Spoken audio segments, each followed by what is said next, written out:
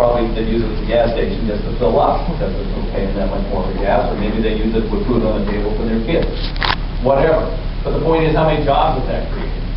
I don't think it creates many jobs. The economists say it creates jobs because it increases gross demand. Well, I brought this up with Vice President Biden when he came in to try and sell us this budget deal. And I said, so it's hard to give people the tax cut. So we went out, the government's borrowing $110 billion this year from China or somewhere else to put into the Social Security Trust Fund, which is, IOUs. And we're giving that tax out. I said, Mr. Vice President, with all due respect, I said, what if we just said, okay, let's let the tax cut go, and instead we spent $110 billion on infrastructure and put 3.5 million people to work rebuilding a crumbling infrastructure, making the society more productive, building things that'll serve future generations who are going to be paying the bill, as opposed to a consumptive tax cut today. How many more jobs will that create? Well, it'll create more jobs, but we just can't do that. And I said, well, you can't do it because you're not trying. So I said, you got to get up every day and fight for it, like I've been fighting for 2 years. And then people, and this one I crucified, people say, well, DeFazio, you got your big stimulus. I said, A, I didn't vote for the stimulus. B, 7%, 7.07% of the $800 billion stimulus went toward the broadest definition you can have of infrastructure: roads, bridges, highways, dams, levees, jetties, et cetera. 7%. 42% was tax cuts. And people don't even know there was a tax. 42% of the so-called stimulus was a tax cut. Because, this brain that he had, Larry Summers came into the caucus and said, well, we're not going to make the mistake George Bush made. I said, what's that? He said, we're not going to send people a check for $500 like he did. That was the third Bush tax cut after the collapse on Wall Street. And he says, we're much smarter than that. We're going to give people an amount of money every week so small they don't notice it and they'll spend it, and that'll put the economy back on track. And, I stood up and I said, well, actually, I think that's probably both bad economics and bad politics. People don't know they got a tax cut, and I don't think it's going to put anybody back to work. And that's the way it worked out. They say, well, it would have been worse without that tax cut. Maybe not. But no one knows they got it. It would only went up to $89,900 a year of income. You got this making work pay tax cut.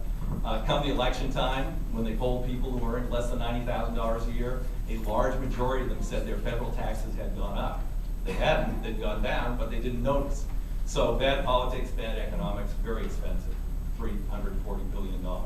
Could have had a smaller stimulus, done more investment, put more people to work. So anyway, I'm still fighting those fights. We'll be back at it in September. We've got the service transportation bill is supposed to be done by the 1st of October. Won't be. We may even have a fight over continuing the existing gas tax, or some saying, well, if we eliminate the gas tax, the federal gas tax, the price of gas will go down. Well, we just had a very good example with the FAA. The FAA ticket tax went away, and almost every airline raised their ticket prices. They didn't pass it through to consumers. Alaska Airline did, consistently. So we can give them kudos. The rest of them, not so much. Some of them, not at all. So there goes that sort of old saw. So if the federal gas tax were to expire on the 1st of September, ExxonMobil would get the money, and we'd still have a crumbling infrastructure and a lot fewer jobs. So hopefully we won't go through that the way we did with the FAA. I don't know. We'll see what happens. And then we have the Super Congress to look forward to. One note on the Super Congress.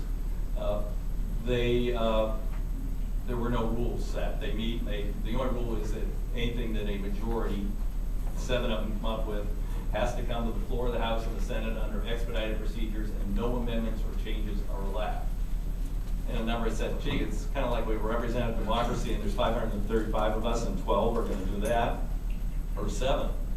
And then there was a big article in the Washington Post last week that big business, Wall Street, healthcare industry, and others have hired hundreds of lobbyists to lobby these 12 people. So a number of us signed a letter last week and said we'd like a few simple rules. The rules are, you got to meet in public, deliberate in public. You have to report contacts with lobbyists, registered lobbyists. You have to report contributions on a weekly basis. And by the way, if you do produce something, we should have at least 72 hours to review it before you make a vote on it, up or down.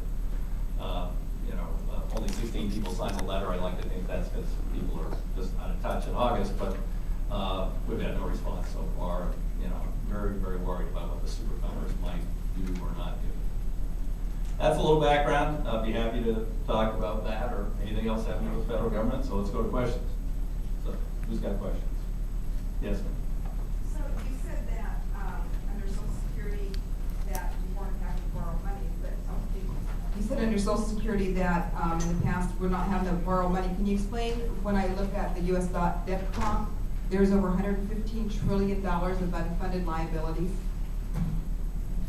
Well, we are in the year 2011. To date, Social Security has collected more in taxes than it's ever paid out by a very large number. In fact, Social Security owns close to $3 trillion of our debt. They've had about a $3 trillion surplus since tax increases were put in effect by Daniel Levitt joining them in Congress in 1977. The theory being we'll create a large trust fund to pay for the baby boom retirement because we'll have a smaller workforce proportionate to retirees. There are economists who look to the future and say, if you look forever, Social Security is going to bankrupt us. Well, no, actually not. We can fix Social Security very simply. Starting in 2036, under current estimates, Social Security will only have 73% income adequate to pay 73% of future benefits. And then they add that up into infinity and they come up with hundreds of trillions or zillions of dollars, whatever they do. We can solve that with one simple thing. We just say everybody who works in America will pay the same percent of their income into Social Security. Because right now the cap is at $106,800. If you lift the cap, you can actually lower the taxes on everybody who earns less than $106,800. So everybody who earns less than $106,800 pays less. Everybody who earns more than $106,800 pays the same percentage of their income to Social Security. I've had this scored by the actuaries of Social Security. They say, as far as they will project, it makes Social Security solid. So now we've taken care of that part of the issue. But this year, because of the Social Security tax holiday, Social Security for the first time didn't buy federal debt. It was responsible for the issuing of some federal debt. That's the first time that's ever happened. Otherwise, Social Security owns, they're the largest single holder of federal debt. Number two would be China, but number one is Social Security. So, yes, sir. On the subject of Social Security, I heard recently that the Social Security disability program is being exhausted because of the increased rate of claims, because of unemployment, et cetera. Some Republicans have suggested transferring from the trust fund to backfill the disability account. That seems like that would only threaten the integrity of Social Security. So will this happen? It has happened before, I think twice before, and I just can't remember exactly the years before I was in Congress, but there have been a couple of times in the past, I think around 77, and I think one other time, maybe in the 80s, Congress has transferred money from the Social Security Retirement Trust Fund into the Disability Trust Fund. You know, how that will get resolved this time again, the number that I'm talking about, if you lift the cap, the actuaries are computing both Social Security disability and Social Security and say it solves the problems of both programs as far as they will project, which is 75 years into the future. And they won't project more than 75 years in the future because we don't know who people born will die, what the population will be. So, that would be a better way to deal with it. If you transfer the money from Social Security retirement, then you move up the date at which Social Security can't pay 100% of benefits from 2036 to something else, depending on how much money you transfer. So, but I mean, there hasn't been any meaningful discussion of this so far. Yes. Go ahead. Yeah. Good afternoon. You talked about how you're for a balanced budget amendment, and I see a balanced budget amendment as addressing the annual deficit, so you wouldn't have to carry that forward. But how would that address the current debt? Would that cause the government to mandate austerity measures?